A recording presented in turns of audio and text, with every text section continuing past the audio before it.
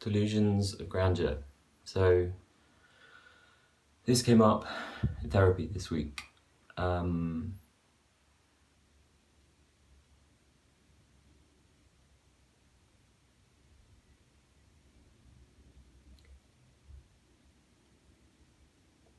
32 now, and I'm 32, and I thought I would have made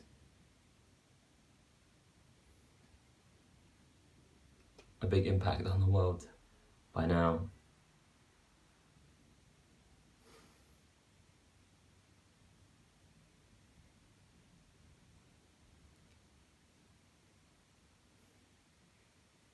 We talked about it in therapy, and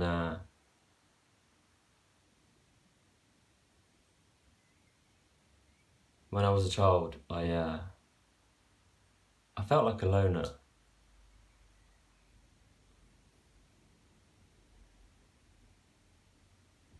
Through primary school and secondary school, there were friends there, but I felt different to everyone else.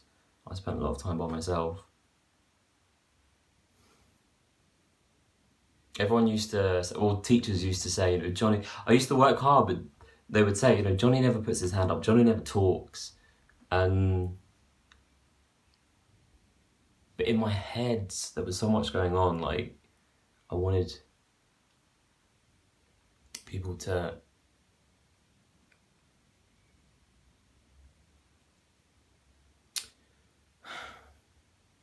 love me. Not love as in like, just, I don't know, love. Just accept and love me. And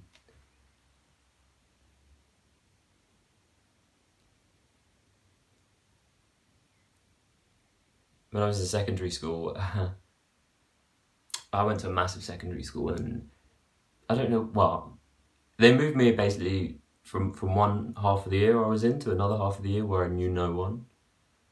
There was like 250 people in our year, so it was a big year. And I was moved from one half to the other half, and I knew no one in that other half. And I sat by myself in so many lessons.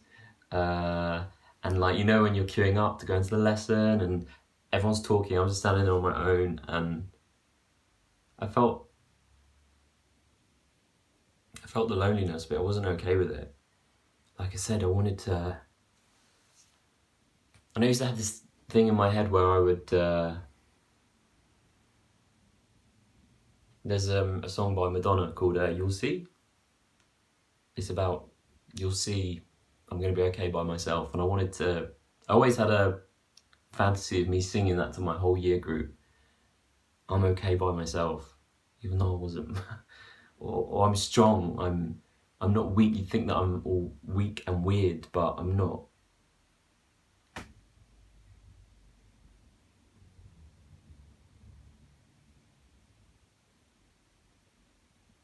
I've always been really introverted, but I wanted to be extroverted. Is that, I think, yeah.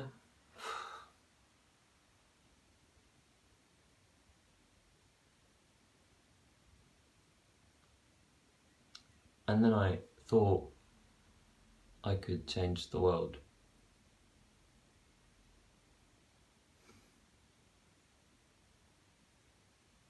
It's not enough being who I was, who I am. Had to be more. I grew up, watching award ceremonies like the Oscars and the Grammys and seeing those people adored, and I wanted to be fucking adored. Wasn't enough being invisible, wasn't okay at all being invisible. And I had the Truman delusion, the Truman Show delusion.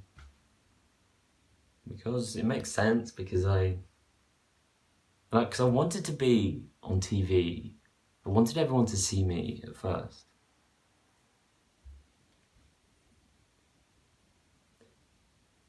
And then I was diagnosed with schizoaffective disorder and became really unwell.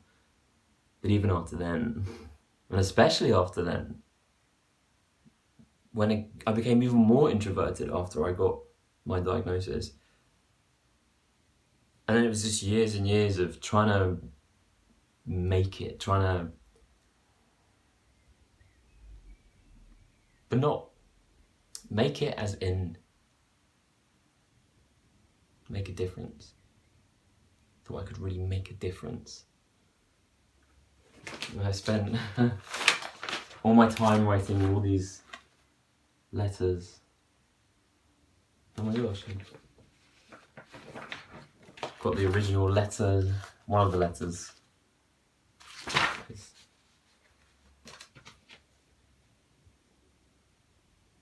I used to send letter after letter after letter to people. I'm going to change the world. These are my visions, and support McCartney. I think that was to Elton John. Elton John, I went to his house and I put the letter under his garage door. It's a bit weird. But I was convinced. I had all these visions. Yeah, I was going to save the world. I was going to change the world and get people off the streets and stop the spread of malaria. And my final paragraph is me. I have to do something, anything. I can't lead a normal life. I won't rest. I will do everything I can. You can finish reading this letter and return to Pretense, or you can join me and save our brothers and sisters. I'm not asking for your money, I'm asking for your help to make the third world one world. Thank you for your time. Kind regards, Jonathan Benjamin. When I was 16, I was going through my old stuff. I used to write all these songs, and one lyric stands out for me. It's I don't want to be another grave in the ground. I want to be remembered when I'm not around. That was when I was 16, so...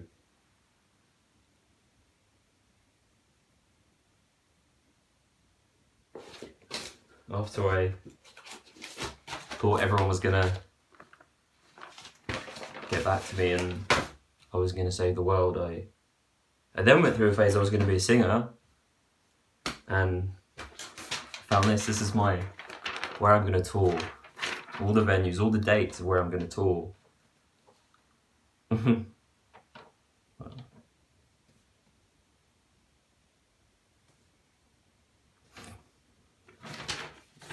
5 continents, 23 countries, 104 nights of touring with my music.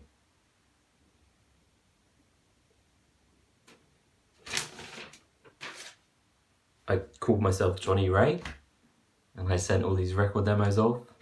I made this music by myself, convinced I was going to be the next Nina Simone. And the title track of my demo was well, I'll say it, the chorus went remember I can't sing. The chorus went, today I'm Nina Simone, tomorrow I'll be she, and this is the beautiful mind of a boy called Johnny Ray. Today I'm Nina Simone, tomorrow I'll be she, and this is the beautiful mind of a boy called Johnny Ray. Of a boy called Johnny Ray. Of a boy called Johnny Ray. We won't let them take us away. Obviously I didn't become a singer. In my 20s, it was like the age of X Factor and all the talent shows, and I was just, again, you'd see them be worshipped and adored, and then I turned to making YouTube videos, and I made one particular YouTube video I spent ages on, and I was convinced it was going to win a BAFTA. It was going to win all these awards. It was going to get out there. I made it on my freaking iPhone, and I was convinced it was going to...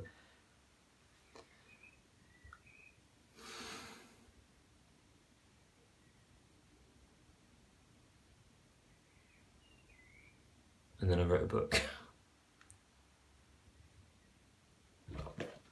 And was convinced that was going to be a #1 bestseller.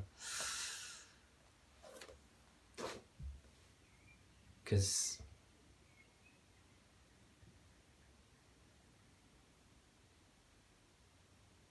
it's never been enough.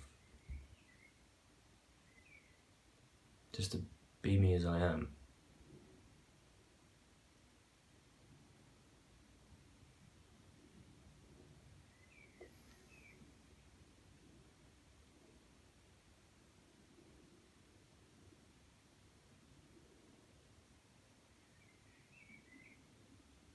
There's so much injustice in the world. Even more now, in 2019, there's so much that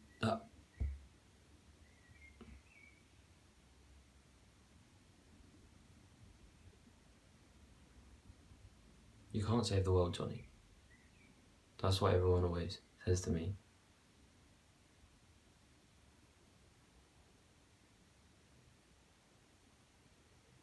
Can't even save myself, really. Can I? No, that's not true. I can save.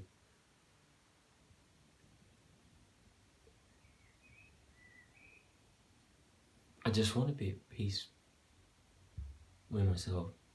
I've had it before. I was at peace with myself. And I didn't need the external validation and adoration of the world. And that's, I feel a million miles from that right now.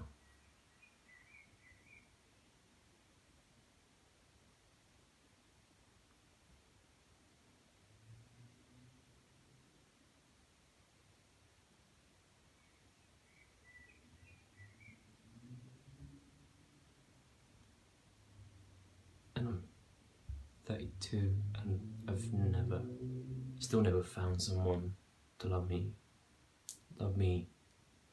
in that way. Unconditionally, to a lover, a partner, a husband. And I feel like, because I always felt that would sort me out.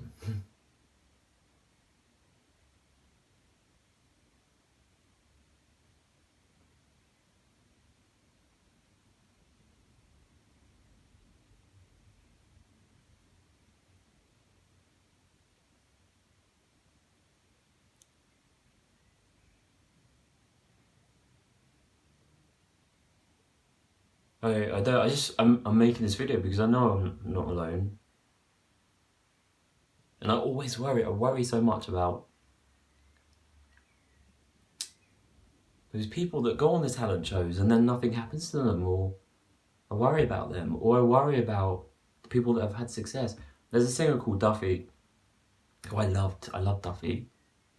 She made it big when I was in hospital the first time, and I remember her song came on the radio when I was in hospital. I don't know, just takes me back, and I went to see her live.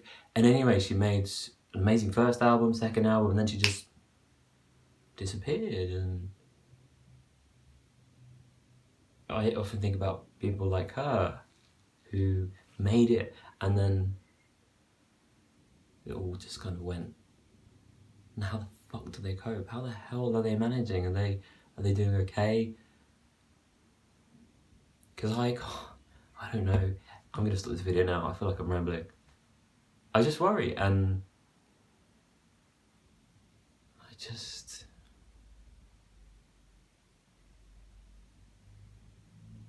Amy Winehouse said, if I'm famous, I'll go mad. That's what she said. And when I watched that documentary, Amy, I was struck by those words. I'll go mad if I become famous. And what happened to her was heartbreaking. And I tell myself, I say, Johnny, I can't manage myself. Like, imagine if the world was watching me and was focused on me. like I wouldn't be able to cope. There's that side, and then there's this other side of me that's like, no, I want to be known. I want to be loved. I want to be respected. I want to change the world.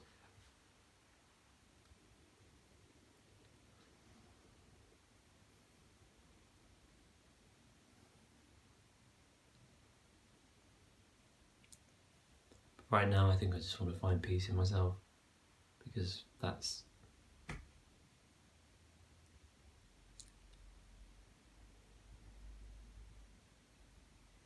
probably not possible.